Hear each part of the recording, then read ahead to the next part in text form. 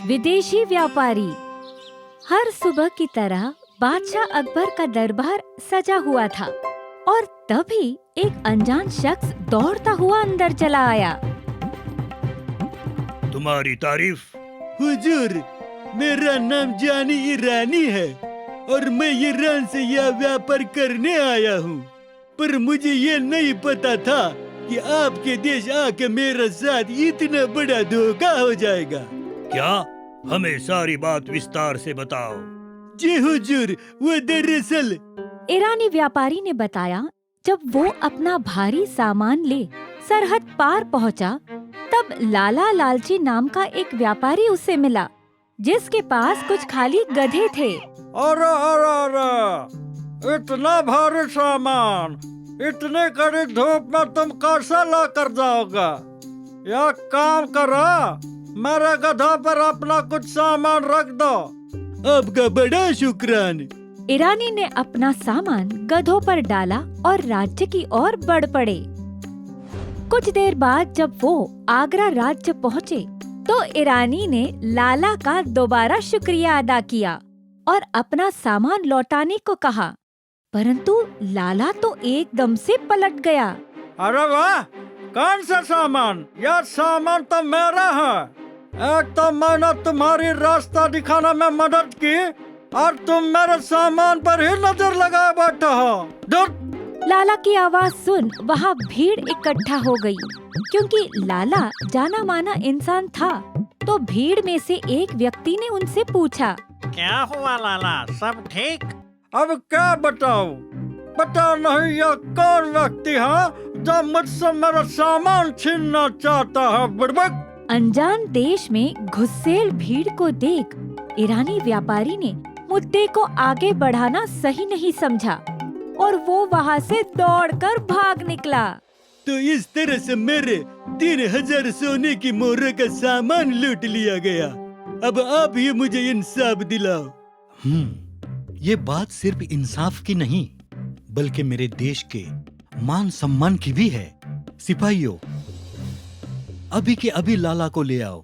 फिर क्या, लाला को तुरंत दरबार में पेश किया, जिसे देख अकबर गुस्से में बोले, लाला, क्या ये ईरानी व्यापारी सही कह रहा है? तुमने इन्हें बेवकूफ बनाकर इनका सामान हड़प लिया। क्या? भला मैं ऐसा क्यों करूं? उल्टा ये मेरा सामान छीनना चाहता था। वो तो भला हो हमारे राज्य के भली भीड़ का, जिन्होंने इसे घेर लिया और यह व्यक्ति वहाँ से भाग निकला। अब आप ही बताओ, अगर यह सही होता तो वहाँ से भागता क्यों भला? लाला की बात में तो दम है। इसकी बात का यकीन मत कीजिए हुजूर, ये झूठ बोल रही है। फिर क्या, दोनों में तू मैं शुरू हो गई और बादशाह गुस्सा हो बोले, खामोश! हमारी जनता पे इतना घिनौना इल्जाम लगाने के जुर्म में इस ईरानी व्यापारी को काल कोठरी में डाल दिया जाए। ये सुन तो ईरानी के पाँव के नीचे से जमीन ही खिसक गई और लाला लालची तो मन ही मन मुस्कुरा उठा, परंतु उसे नहीं पता था कि इसके पीछे बादशाह की सोची समझी योजना थी। फिर क्या, अगले दिन बादशाह ने सारी घटना बीरबल को विस्तार से बताई। तो इसीलिए उसे काल कोठरी में डाल दिया। बाहर रहने से उनकी जान को भीड़ से खतरा हो सकता है। ये तो आपने सही किया, परंतु ये मामला काफी पेचीदा है। कौन सच्चा है और कौन झूठा, ये कहना बड़ा मुश्किल है। सही कहा, पर हम बिना सबूत के किसी बेगुनाह को ये सजा नहीं दे सकते हैं। ऊपर से इस वजह से हमारे रिश्ते ईरान से बिगड़ सकते हैं, तो किसी भी हाल में हमें सच सामने लाना होगा। बीरबल ने इस पर खूब विचार किया, पर उन्हें भी समझ नहीं आ रहा था कि इस समस्या को कैसे सुलझाए। और तभी उनकी नजर खिड़की के बाहर खड़े सेवक पर पड़ी, जो सब्जी वाले के साथ भाव का तोल मोल कर रहा था, जिन्हें देख बीरबल को कुछ विचार आया। टमाटर वाकई काफी महंगे हो गए हैं। अगले दिन लाला लालची व्यापारी ने अपनी दुकान लगाई और वहाँ एक ग्राहक आया और बोला, नमस्ते लाला जी, हूँ गुजरात से आऊँ छू। दरअसल મને कुछ ईरानी रेशम कालीन જોઈએ છે। आने किसी ने बताया कि आप ईरान से माल लाते हैं। हाँ हाँ महोदय, सही कहा आपने।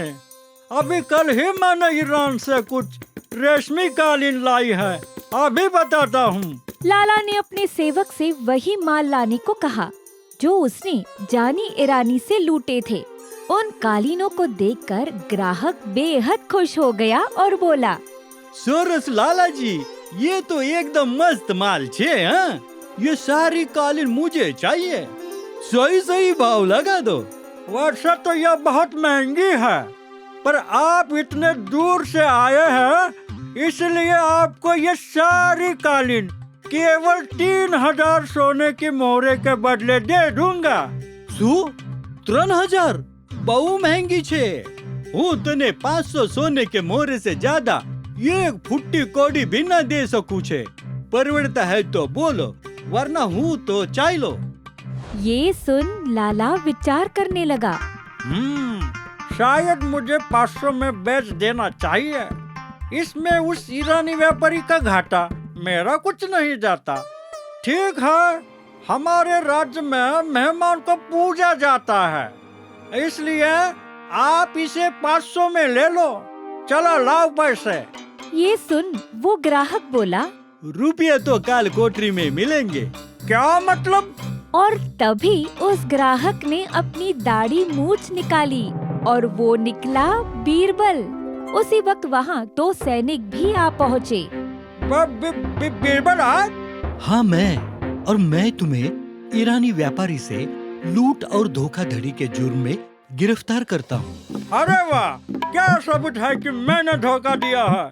इस माल को देखो, ईरानी ने बताया था कि इनकी कीमत कम से कम 3000 सोने की मोहरे है, पर तुम इसे इतने सस्ते में इसलिए बेच रहे हो क्योंकि इसमें तुम्हारा कोई निवेश नहीं है।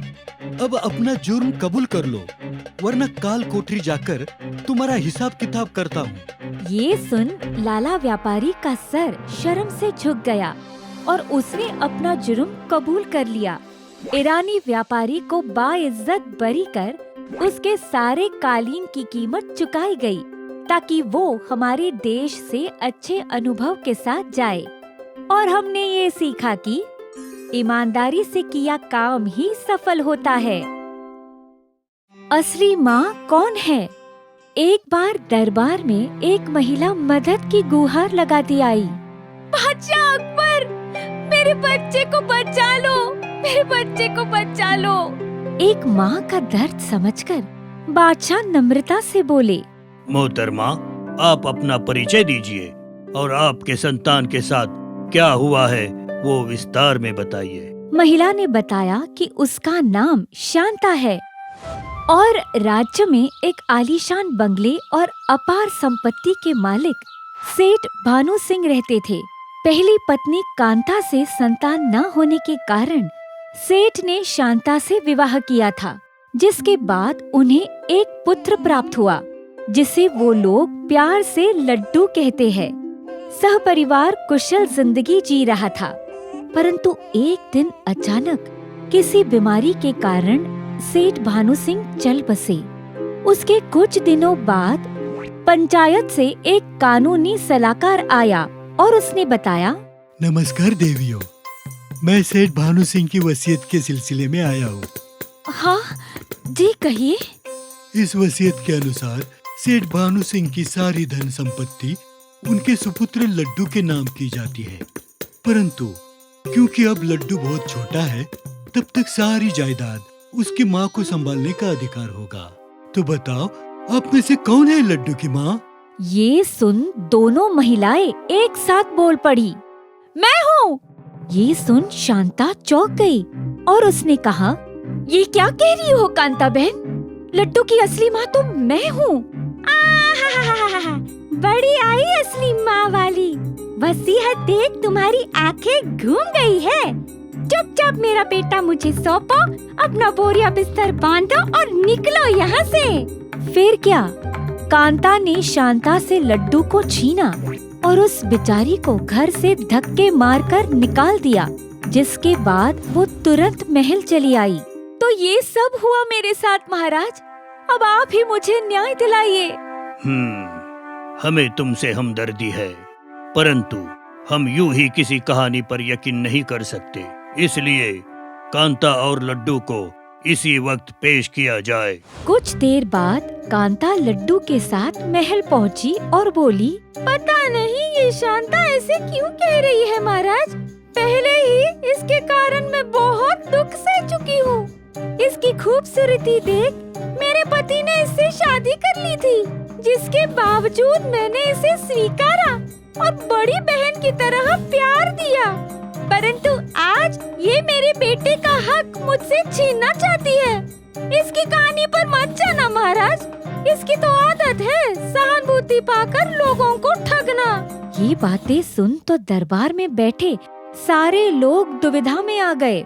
आखिरकार किसकी बात का यकीन करे। मामला पेचीदा हो देख अकबर ने बीरबल की ओर देखा और कहा, बीरबल, अब तुम ही पता लगाओ कि कौन असली माँ है और कौन नकली, पर याद रहे ये एक मासूम के भविष्य का सवाल है। एक गलत फैसला उसकी सारी जिंदगी बर्बाद कर सकता है। ये सुन बीरबल भी चिंतित हो गए। किसी मासूम की जिंदगी का फैसला अब वो कैसे करे। तभी उनकी नजर खिड़की के बाहर गई, जहाँ एक मुर्गी अपने बच्चों को बचाने के लिए खूंखार चील से लड़ रही थी। ये देख बीरबल बोले, इस समस्या का समाधान हम नहीं, खुद माँ की ताकत करेगी। क्या मतलब? कहा जाता है ममता से बलवान इस दुनिया में कुछ नहीं है, तो लड्डू किसका बेटा है उसका फैसला इन दोनों की ममता की शक्ति जांच कर होगा। वो कैसे? उसके लिए हमें आंगन में चलना होगा। जैसे ही सब आंगन में पहुँचे, बीरबल ने जमीन पर एक बड़ा सा गोलाकार बनाया और लड्डू को उसके बीच में लाकर बिठा दिया। अब आप दोनों लड्डू के दाएं और बाएं जाकर खड़े हो जाओ और उसका एक एक हाथ पकड़कर अपनी अपनी ओर खींचे। जिसकी ममता की शक्ति जीत जाएगी, लड्डू उसी का संतान होगा। आदेश अनुसार वो दोनों मासूम बच्चे के पास गई और उसका एक एक हाथ पकड़ लिया। और अब खींचो। फिर क्या, दोनों महिला अपनी पूरी ताकत से बच्चे को अपनी ओर खींचने लगी, परंतु इसके कारण उस मासूम को काफी दर्द होने लगा और वो रोने लगा। शांता से उसका ये दर्द सहा नहीं गया और उसने तुरंत लड्डू का हाथ छोड़ दिया और वो कांता की ओर खींचा चला गया। मैं जीत गई, मैं जीत गई, कहा था ना लड्डू मेरा ही बेटा है। शांता वहाँ सिर झुकाए खड़ी रही। उसकी आंखों से आंसू बहने लगे। वो जानती थी कि उसने लड्डू को हमेशा के लिए खो दिया है। तो जैसे कि हम देख सकते हैं, ममता की शक्ति जीत गई और लड्डू की असली माँ मिल गई, जो है शांता। ये सुन तो सभी चौंक पड़े और कांता बोली, अरे वाह वाह वाह, क्या तुमने देखा नहीं लड्डू को मैंने खींचा है, तो मैं ही जीती ना। दरअसल शर्त ये नहीं थी कि ताकतवर माँ कौन है, शर्त ये थी कि किसकी ममता में ज्यादा ताकत है। जब तुम दोनों बच्चे को खींच रही थी तब उसे बेहद दर्द हो रहा था और एक अच्छी माँ अपने बच्चों को यूं तकलीफ में कभी नहीं देख सकती, भले ही उसके लिए उसे अपना सब कुछ दांव पर लगाना क्यों ना पड़े। इसलिए शांता ने लड्डू का हाथ छोड़ दिया, जिससे ये साबित होता है कि उनकी ममता जीत गई और वही लड्डू की असली माँ है। ये सुन कांता का सिर शर्म से झुक गया और उसने अपनी गलती के लिए माफी मांगी। इस गलती के लिए माफी नहीं, सजा मिलनी चाहिए। क्षमा कीजिए महाराज, कृपया कांता बहन को माफ कर दीजिए। भले ही आज उनसे ये गलती हो गई हो, पर उन्होंने इससे पहले मुझे और मेरे बेटे को कोई तकलीफ नहीं पहुंचाई है। आशा करती हूँ हम दोनों लड्डू को एक साथ लाड़ प्यार से बड़ा कर सकेंगे।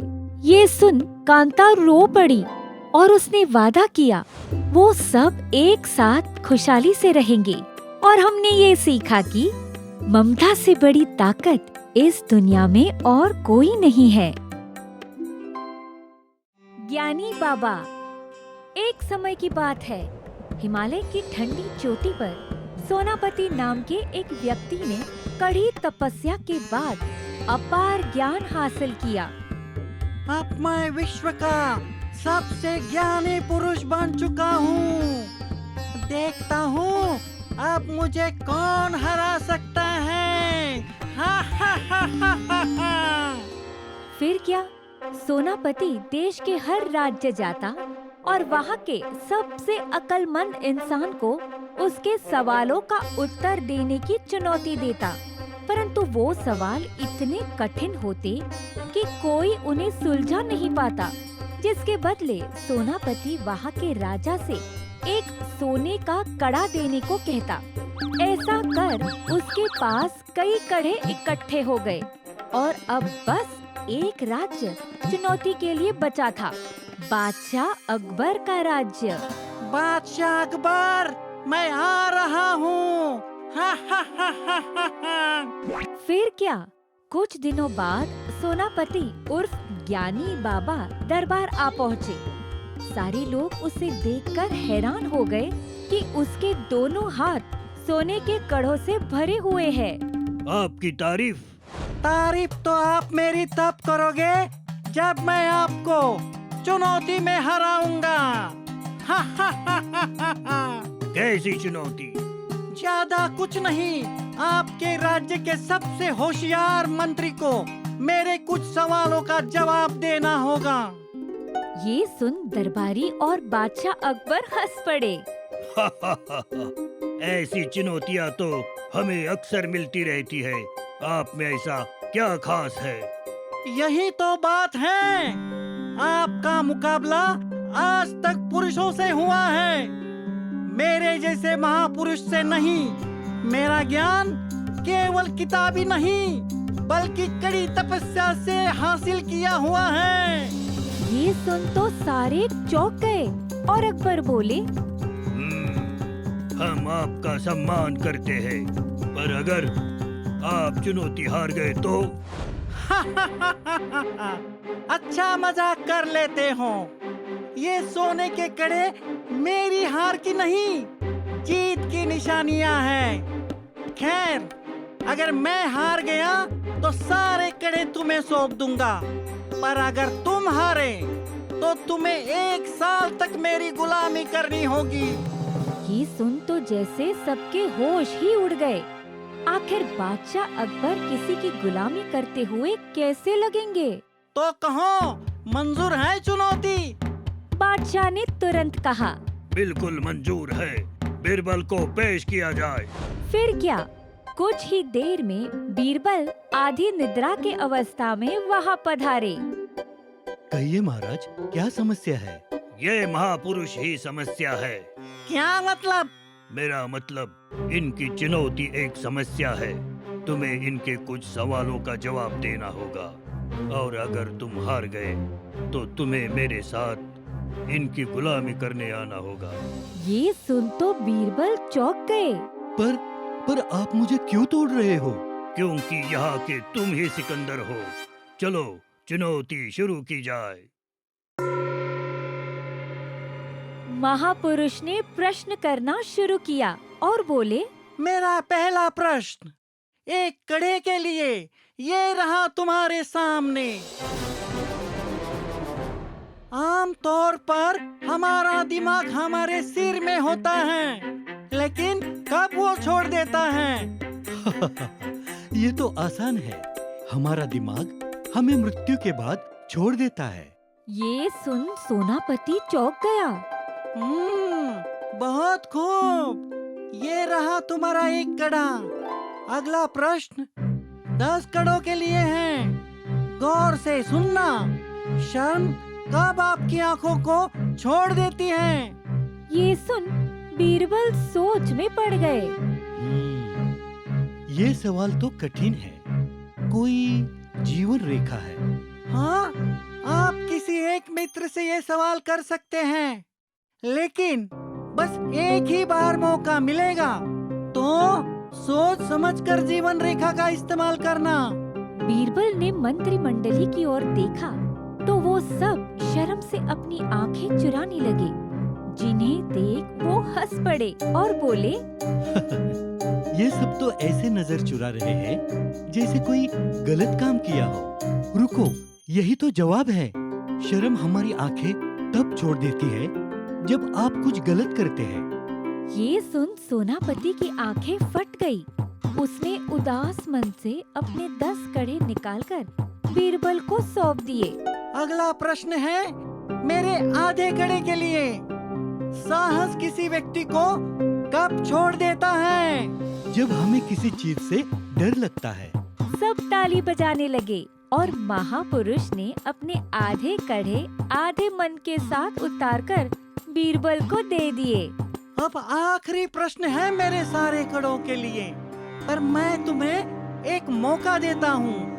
या तो हार मान के ये कड़े लौटा दो, या फिर यदि तुमने उत्तर गलत दिया तो अब बादशाह को नहीं बल्कि तुम्हें मेरी गुलामी करनी होगी, वो भी पूरे 3 साल।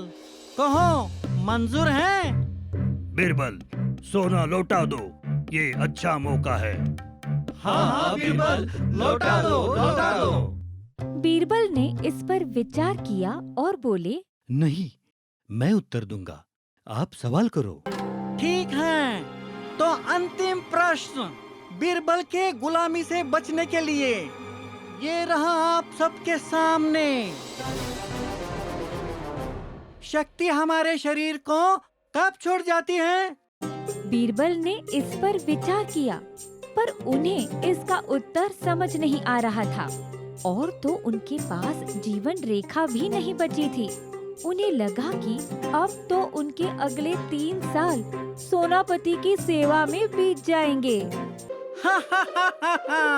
लगता है अब बीरबल का खेल खत्म। लाओ मेरे कड़े लौटा दो और चलो मेरे साथ लंदन मेरी गुलामी करने।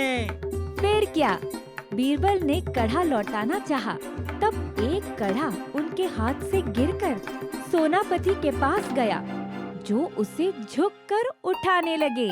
आई आई आई आई मेरी कमर। ये देख बीरबल खुश हुए और बोले, मिल गया जवाब।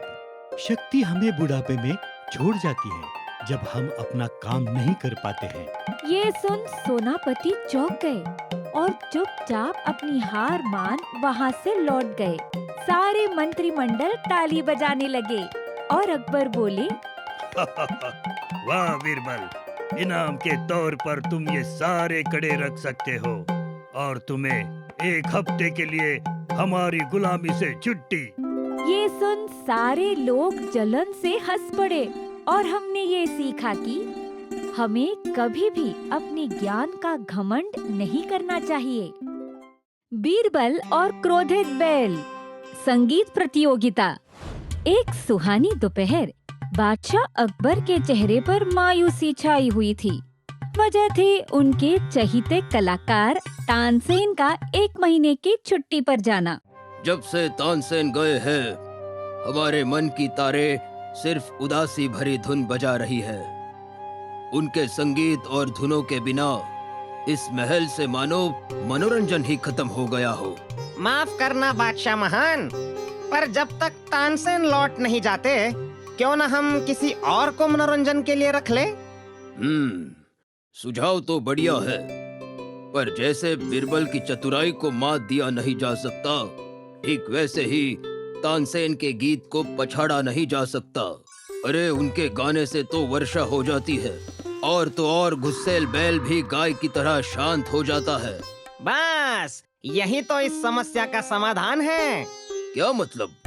आप बस एक संगीत प्रतियोगिता का आयोजन कीजिए बादशाह महान, बाकी मैं सब संभाल लूंगा। यही मौका है उस तानसेन और बीरबल दोनों से छुटकारा पाने का। फिर क्या, शातिर मंत्री के सुझाव अनुसार अगले दिन बीरबल की मदद से एक भव्य प्रतियोगिता का आयोजन किया गया। उसमें देश विदेश के कई कलाकार अपने हुनर को दिखाने आ पहुँचे, जिनका स्वागत बादशाह ने बड़े चाव से किया। आप सबका हमारे राज्य में स्वागत है। जैसे कि आप सब जानते हैं, अगर आपका संगीत तानसेन की धुनों को मात देगा तो आपके तिजोरी को इनाम से भर दिया जाएगा। क्षमा चाहता हूँ महाराज, यहाँ बैठे कलाकार शायद हमारा मन तो बहला ले, परंतु तानसेन की कला तो प्रकृति का दिल भी जीत लेती है, तो वो हम कैसे परीक्षण करें? और तभी वहाँ आ पहुँचे शातिर मंत्री, जिनके साथ था एक हट्टा कट्टा गुस्सेल बैल। उसकी चिंता मत करो, मैंने सब संभाल लिया है।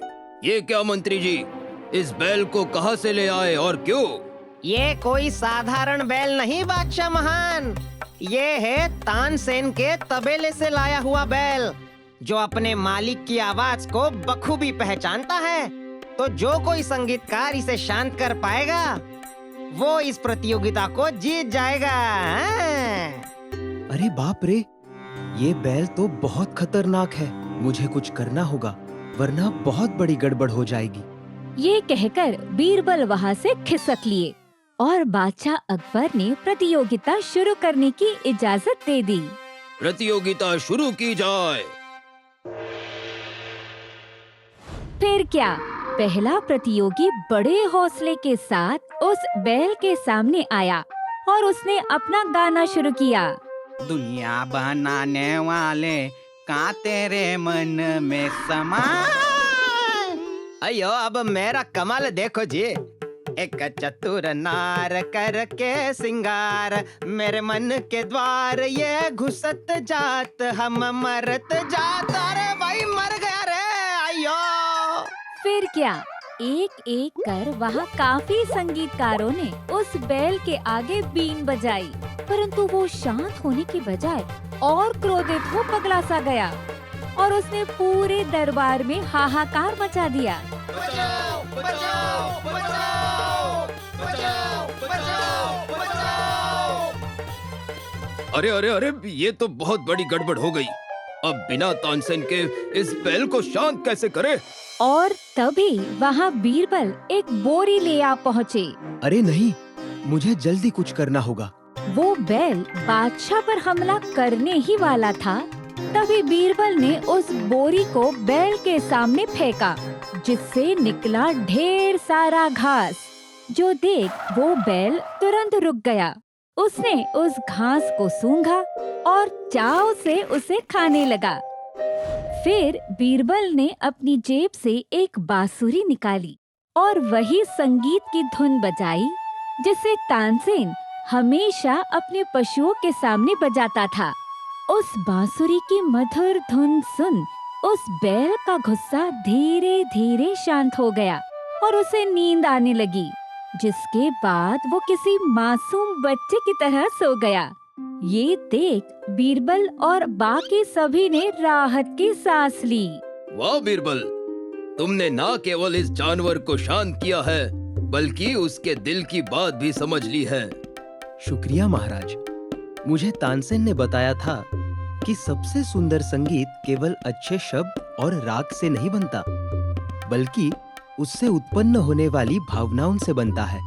मैंने बस एक ऐसी धुन बजाने की कोशिश की जो बैल को तानसेन और उसकी शांतिपूर्ण तबेले की याद दिलाए, जो एक ऐसी जगह है जहां ये बैल सुरक्षित और संतुष्ट महसूस करे। सही कहा बीरबल, आज तुमने सभी को संगीत की असली ताकत दिखा दी है। ये ना सिर्फ एक जंगली जानवर को शांत कर सकता है, बल्कि टूटे हुए दिल को जोड़ सकता है और दुखी आत्मा को खुशी दे सकता है। और इससे ये साबित होता है कि बीरबल ही आज का स्पष्ट विजेता है। ये सुन वहाँ खड़े लोग जोर से तालियां बजाने लगे। हाँ? तो इसका मतलब आज से 1 महीने तक बीरबल यहाँ मनोरंजन करेगा। सही पकड़े हैं। ये तो वही बात हो गई, आ बैल मुझे मार। ये सुन वो बैल नींद से उठ पड़ा, जिसे देख शातिर मंत्री डरकर वहाँ से बाहर भागने लगा और बैल भी उनके पीछे पीछे उन्हें मारने दौड़ पड़ा। ये दृश्य देख सारे लोग हंसने लगे और हमने ये सीखा कि संगीत किसी जादुई दवा की तरह हमारे मन के घावों को भर सकता है। अकबर का घमंड। एक बार दरबार में पपलू रोते हुए बादशाह के पास आया। महाराज मुझे बचा लो महाराज, मैं एक गंभीर समस्या में फंस चुका हूँ। तभी प्रधानमंत्री उठे और कहा, क्या तुम्हें पता नहीं, बीरबल कुछ दिनों की छुट्टी पर गया है। जब तक वो लौटता नहीं, दरबार में किसी के भी मसले का हल नहीं होगा। ये सुन शातिर मंत्री तुरंत उठे और बोले, ये आप क्या कह रहे हैं प्रधानमंत्री जी? क्या आप हमारे बादशाह महान को बीरबल से कम समझते हो? ये हमारे जिल्ले लाही की तौहीन है। वो कुछ नहीं। आप सभी को बीरबल की इतनी आदत लग चुकी है कि अब आप लोग उसके सामने बादशाह को भी बेवकूफ समझने लगे हैं। अरे बादशाह अकबर के जैसे बुद्धिमान, सर्वशक्तिमान, संपूर्ण महान इस पूरी दुनिया में कोई नहीं। क्यों, सही कहा ना मैंने? हाँ, सही कहा। ओए पपलू, तुम बस अपनी समस्या बताओ। देखो बादशाह चुटकियों में उसे कैसे सुलझाते हैं। हाँ, दरअसल आज मैं...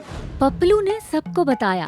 जब वो सवेरे उसके गाय का दूध निकालने गया तो उस गाय ने दूध देने से मना कर दिया और उसे जोर से सींग मारी। ओरे मोरी मैया, ऐसा आज से पहले कभी नहीं हुआ महाराज। अब आप ही बताएं, मैं अपनी गाय को दूध देने के लिए कैसे मनाऊं? बादशाह ने इस पर गंभीर विचार किया, लेकिन उन्हें समझ नहीं आ रहा था कि वो इसे कैसे सुलझाए। पर उन्होंने देखा कि सारे दरबारी और किसान उनकी तरफ टक लगाए उम्मीद से देख रहे हैं, तो उन्होंने और वक्त जाया न करते हुए कहा, वो दरअसल अगर आज गाय ने मना कर दिया है तो तुम कल दोबारा कोशिश करो। कोशिश करने वालों की कभी हार नहीं होती। ये सुन तो पहले दरबार में सन्नाटा छा गया। अकबर के भी पसीने छूटने लगे। पर अचानक शातिर मंत्री जोर से चिल्लाए, अरे वाह वाह वाह बादशाह महान, क्या सुझाव दिया है। क्यों है ना दरबारियों? हाँ, सही कहा। फिर क्या, अगले दिन दरबार जब लगा, पपलू फिर दौड़ता हुआ आया, पर इस बार खुशी से। महाराज की जय हो, महाराज की जय हो। मेरी गाय ने आज दूध दे दिया। आपका लाख लाख शुक्र है महाराज। ये सुन तो दरबार में खुशी की लहर उठ गई और सारे लोग बादशाह की जय जयकार करने लगे। ये देख शातिर मंत्री बोले, देखा बादशाह महान, आपको किसी बीरबल की जरूरत नहीं। आप जैसे अक्लमंद इंसान तीनों लोक में नहीं। आप ज्ञानी हो, अंतर्यामी हो, बल्कि मैं तो कहता हूँ आप पुरुष ही नहीं, क्या? महापुरुष है, महापुरुष हो। महापुरुष। अपनी यूं प्रशंसा देख अकबर का सीना भी गर्व से चौड़ा हो गया और उनका दिमाग घमंड से भरने लगा। मुझे लगता है तुम सब सही कह रहे हो। इस दरबार को किसी बीरबल की जरूरत नहीं। आज से यहाँ के सारे फैसले हम ही लेंगे। महाराज की जय हो, जय हो। मौका देख शातिर मंत्री ने पपलू के हाथ चुपके से कुछ सोने के सिक्के डाले और उसे फुसफुसाते कहा, अच्छा काम किया, अब निकलो यहाँ से। पपलू वहाँ से भागा और शातिर मंत्री हाथ मलते हुए बोले, आखिरकार उस बीरबल की छुट्टी हो गई। फिर क्या, अब से जो कोई भी दरबार समस्या ले आता, बादशाह उन्हें बिना विचार किए सुझाव दे देते और शातिर मंत्री दरबारियों को झूठी वाहवाही करने बोलते, जिसके कारण बादशाह का घमंड बढ़ता जा रहा था। और अगर कोई दिए हुए समाधान की शिकायत करने आता तो शातिर मंत्री के कहने पर सिपाही उन्हें बाहर से ही भगा देते, जिसके कारण बादशाह अंधकार में रहे और वो अपने मोह में इतने खो गए कि मानो उनका मानसिक संतुलन ही खो गया हो। देखा दरबारियों, हम कितने महान हैं। हमारी बुद्धि सबसे तेज है। सही कहा, सही कहा। दरबार में भले ही खुशी का माहौल हो, लेकिन उसके बाहर जब बीरबल राज्य में लौटे तो उन्होंने देखा कि वहाँ अफरा तफरी मची हुई थी। चारों ओर बस बादशाह की तस्वीरें लगी हुई थी। दुकानें बंद पड़ी थी। जानवर भूख से भिलक रहे थे और तो और कुछ लोग राज्य छोड़कर जा रहे थे। ये क्या? हमारे राज्य की ये अवस्था कैसे हो गई? और तभी अचानक बिलकता हुआ पपलू बीरबल के पांव पर आ गिरा। हमें बचा लो बीरबल, बहुत बड़ी गड़बड़ हो गई है, हमें बचा लो। पपलू, क्या हुआ? मुझे साफ साफ बताओ। उसने बताया कि कैसे शातिर मंत्री ने बादशाह के घमंड को चमकाकर बीरबल को दरबार से निकालने की योजना बनाई थी, परंतु उसका प्रभाव इतना बुरा हुआ है कि सारा राज्य तबाही के कगार पर आ चुका है। ओह, तो ये बात है। मुझे जल्द ही बादशाह और राज्य को इस मुसीबत से निकालना होगा, वरना इतिहास अकबर को महान की जगह एक बेवकूफ इंसान की तरह याद करेगा। जब बीरबल दरबार पहुँचे तो बादशाह मजे से अंगूर खा रहे थे और सारे मंत्री बेफिक्र से नृत्य देखने में व्यस्त थे। बीरबल, अब तुम्हारा यहाँ कोई काम नहीं। राज्य के पास हम जैसे बुद्धिमान शासक जो है। हाँ बीरबल, आज से तुम्हारी छुट्टी, चलो फुटो यहाँ से। पर बीरबल तो ठहरे बीरबल। उन्होंने इस पर विचार किया और बोले, ठीक है, जैसा आप कहे। पर क्या मैं ये जान सकता हूँ कि हमारे महान शासक को बाकी मंत्रियों की क्या जरूरत है? ये काम भी तो वो खुद संभाल सकते हैं। ये तुम क्या कह रहे हो बीरबल? सही कह रहा है बीरबल, आज से तुम सबकी छुट्टी। ये सुन तो सारे मंत्रियों के पाँव के नीचे से तो मानो जमीन ही खिसक गई। पर कुछ नहीं, निकल जाओ सब के सब। हमें माफ कर दो बीरबल, माफ कर दो, माफ कर दो। तुम सबको क्या लगा था मेरे लिए खड्डा खोदोगे और खुद नहीं गिरोगे? हमसे बहुत बड़ी गलती हो गई बीरबल। बादशाह की तरह हम भी इस शातिरुद्दीन की बातों में आ गए। हम पर मेहरबानी करो बीरबल। हाँ बीरबल, मुझे एक आखिरी मौका दे दो बस। मैं अपनी सौतेली बीवी की कसम खा के कहता हूँ, आइंदा ऐसे कुछ नहीं करूँगा। माफ कर दो, माफ कर दो। अच्छा, ठीक है, ठीक है। अब इस मुसीबत से निकलने का एक ही रास्ता है। क्या? हमें बादशाह का घमंड तोड़ना होगा। वो कैसे? आगे आगे देखो, टूटता है क्या।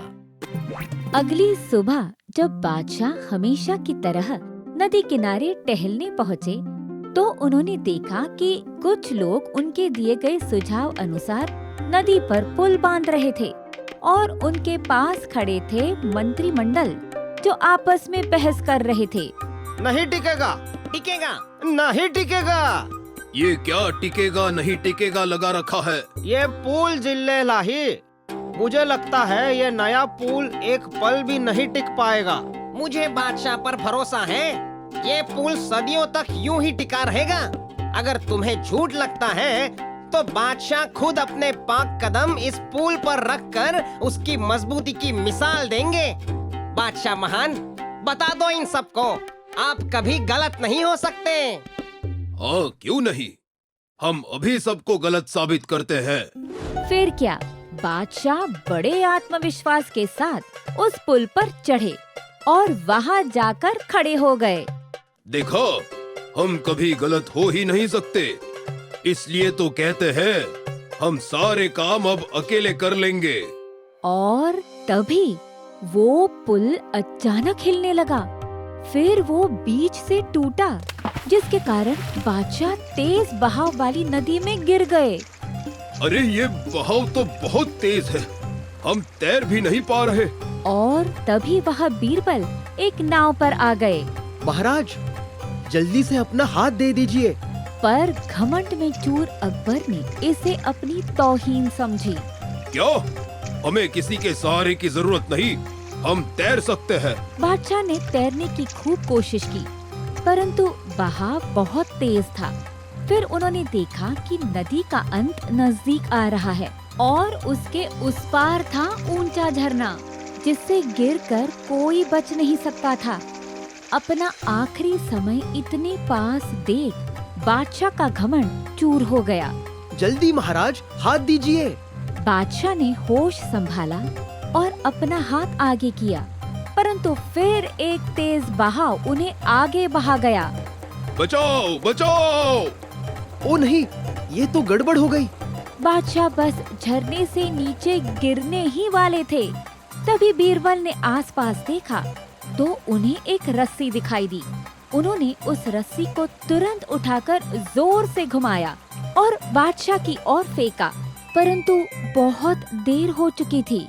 नहीं! खुशकिस्मती से रस्सी उन्हें जकड़ने में कामयाब रही और बीरबल ने राहत की सांस ली। इसे घर पर दोहराने की कोशिश मत करना। कांपते हुए बादशाह नदी से बाहर आए। उन्हें अपनी गलती का एहसास हो चुका था। आप सब मुझे माफ कर दीजिए। मैं अपने घमंड में इतना डूब गया था कि आज सच में डूब जाता। आज मृत्यु को इतने करीब से देखकर मुझे अपने छोटे होने का एहसास तो हुआ ही, साथ ही ये भी पता चला कि हर किसी को मदद की जरूरत होती है। सही कहा आपने महाराज। हर कोई कभी कभार सही हो सकता है, पर हर बार नहीं। हर कोई कुछ काम कर सकता है, पर हर काम नहीं। इसलिए बड़े बुजुर्ग कहकर गए हैं, जिसका काम उसी को साजे। दूजा करे तो डंडा बाजे। ये सुन सारे हंस पड़े और हमने ये सीखा कि अपने अहंकार को कभी भी अपने निर्णयों पर हावी नहीं होने देना चाहिए।